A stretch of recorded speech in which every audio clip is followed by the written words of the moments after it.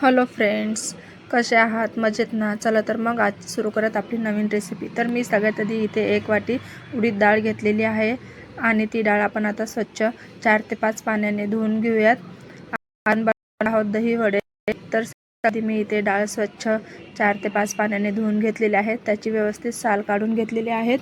तुम्ही बघू शकता अशा प्रकारे आपण ही डाळ व्यवस्थित धुवून घेऊयात. तुम्ही कशा प्रकारे दही वडे बनवता ते मला कमेंट्स बॉक्समध्ये नक्की सांगा.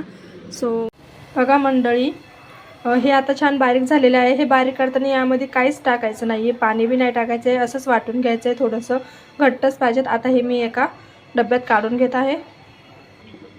आता हे काढून घेतलेलं आहे. आता आपण यामध्ये एक बारीक केलेला कांदा टाकून घेऊयात आणि थोडंसं मिक्स करून घेऊयात. हे मिक्स करून झालेलं आहे. याच्यात मी थोडंसं चवीनुसार मीठ टाकते, थोडीशी हळद. तुम्ही दही वडे कसे बनवता मला कमेंट्समध्ये नक्की सांगा. आता हे आपण मिक्स करून घेऊयात. इथे तेल गरम होत आहे, तोपर्यंत आपण गोड चटणीची तयारी करून घेऊयात. गोड चटणीसाठी मी इथे एका वाटीमध्ये चिंच भिजू घातलेली आहे आणि थोडासा गूळ टाकत आहे. हे आपल्याला गॅसवरती फक्त एक उकळी येईपर्यंतच हे शिजवायचं आहे. अशा प्रकारे हे गॅसवरती ठेवायचं आहे. याला फक्त एक उकळी येऊ द्यायची आहे, जास्त घट नाही करायचं आहे हे. सो तुम्ही कसे दही वडे करता ते मला नक्की सांगा. आता याला एक उकळी आलेली आहे. आता आपण गॅस बंद करूयात आणि हे एका चाळणीने एका वाटीमध्ये आपण हे काढून घेऊयात. इथे आपली गोड चटणी तयार झालेली आहे. आता आपण गोड दही बनवूयात. तर दह्यासाठी मी इथे एक डब्बा घेतलेला आहे दह्याचा, ते आता ह्या डब्यात काढून घेऊयात आपण.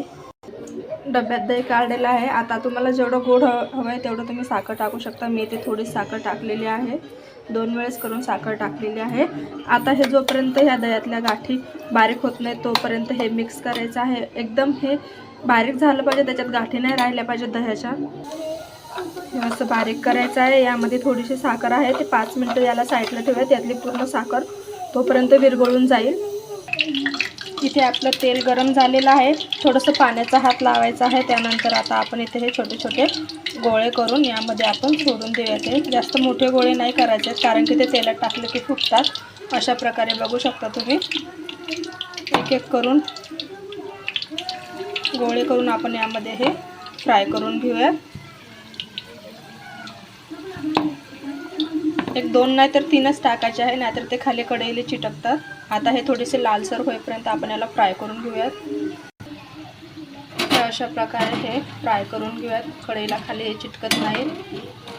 जास्त फ्राय नाही करायचे, ते जास्त तळायचे नाही आहेत, नाहीतर हे मग खायला चांगले नाहीत लागत. थोडेसे फ्राय करायचे लालसर कलर येईपर्यंत.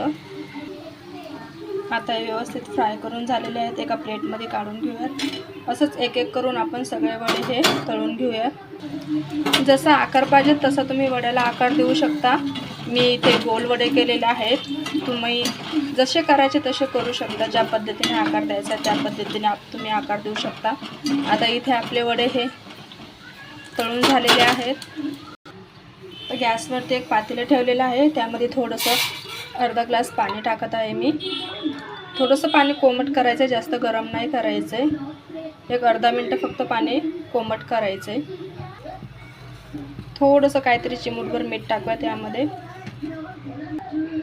पाणी कोमट झालेलं आहे. आता गॅस बंद करूयात आणि पातेलं खाली उतरून घेऊयात आपण. जास्त गरम नाही करायचं आहे पाणी.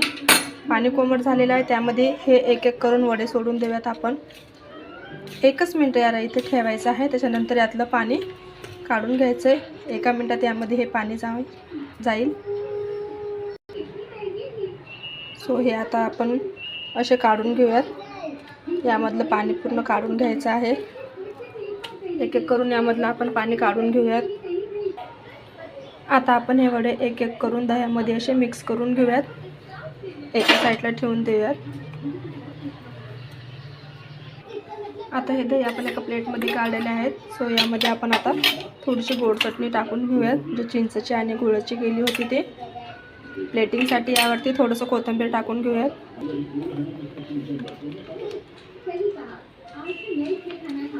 थोडंसं लाल तिखट टाकूयात.